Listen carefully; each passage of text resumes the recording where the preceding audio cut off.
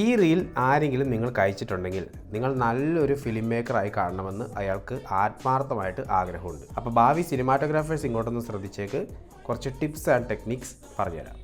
Colour പാലറ്റിനെ കുറിച്ച് aware ആയിരിക്കണം. ഡയറക്ടർക്ക് ഒരു വിഷൻ ഉണ്ടായിരിക്കും, അത് മനസ്സിലാക്കുകയും അതിനനുസരിച്ച് ഫ്രെയിം സെറ്റ് ചെയ്യുകയും വേണം. തോന്നിയതുപോലെ കളേഴ്സ് ഫ്രെയിമിൽ കൊണ്ടുവരുന്നതിന് പകരം കളർ തിയറി മനസ്സിലാക്കി അതിനനുസരിച്ച് സെറ്റ് ചെയ്യുക. കളർ തിയറി മനസ്സിലാക്കി കഴിഞ്ഞാൽ അതിനനുസരിച്ച് കോൺട്രാസ്റ്റും ജക്സ്റ്റാപൊസിഷനും ഫ്രെയിമിൽ കൊണ്ടുവരാൻ സാധിക്കും. ഓരോ സിനിമയുടെയും സ്വഭാവത്തിനനുസരിച്ചുള്ള ഷോട്ടുകളാണ് ഡിസൈൻ ചെയ്യേണ്ടത്. അതായത് വളരെ പതിഞ്ഞ താളത്തിൽ പോകുന്ന സിനിമയ്ക്ക് അതേ വേഗതയിലുള്ള ഷോട്ടുകളും ലൈറ്റിങ്ങും സെറ്റ് ചെയ്യണം. അതായത് പഠിച്ച കാര്യങ്ങളെല്ലാം ഒരു സിനിമയിലേക്ക് കുത്തിക്കയറ്റേണ്ട ആവശ്യമില്ല, ആവശ്യത്തിന് മാത്രം അപ്ലൈ ചെയ്യുക. ഇൻസ്പയർഡ് ആവുക. വലിയ വലിയ സിനിമാറ്റോഗ്രാഫേഴ്സ് ചെയ്തു വെച്ചിരിക്കുന്ന വർക്ക്സിൽ നിന്നും ഇൻസ്പിറേഷൻ കിട്ടുക എന്ന് പറയുന്നത് ഒരിക്കലും ഒരു മോശം കാര്യമല്ല. സിറ്റിസൺ കെയ്ൻ എന്ന ചിത്രത്തെക്കുറിച്ച് ചോദിച്ചവരോട് അതിന് സംവിധായകൻ ഓർസൺ വെൽസ് പറഞ്ഞത് തനിക്ക് ഇൻസ്പിറേഷൻ കിട്ടിയത് പ്രസിദ്ധ സംവിധായകനായ ജോൺ ഫോർഡിൽ നിന്നാണ് എന്നാണ്. അദ്ദേഹത്തിന്റെ ക്ലാസിക് ചിത്രമായ സ്റ്റേജ് കോച്ചിലെ കിയാറസ്കുറോ ലൈറ്റിങ്ങും ക്യാമറ ടെക്നിക്കുകളുമെല്ലാം അദ്ദേഹത്തെ അത്രമാത്രം സ്വാധീനിച്ചിട്ടുണ്ട്. വിട്ടുവീഴ്ച ഉണ്ടാകാൻ പാടില്ല.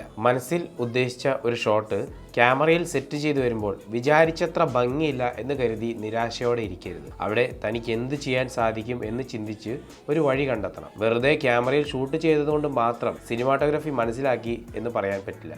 എപ്പോഴും ക്യാമറ കണ്ണുകളിലൂടെ നോക്കുക. ഒരു സാധാ കണ്ണിലൂടെ നമ്മൾ കാണുന്ന കാഴ്ചയല്ല ഒരു ഫ്രെയിമിനുള്ളിലൂടെ കാണുന്ന കാഴ്ച. ഷൂട്ടിന് മുമ്പോ അല്ലെങ്കിൽ ലൊക്കേഷൻ ഹണ്ടിന് പോകുമ്പോഴോ ഒരു വ്യൂ ഫൈൻഡറിലൂടെ നോക്കുക. അതും അല്ലെങ്കിൽ ലില്ലിപ്പുട്ട് പോലെയുള്ള ഏതെങ്കിലും ഒരു സ്ക്രീൻ യൂസ് ചെയ്യുക. ഇനി അതും അല്ലെങ്കിൽ നമ്മുടെ ഫിംഗേഴ്സ് ഇങ്ങനെ വെച്ച് നോക്കാവുന്നതാണ്.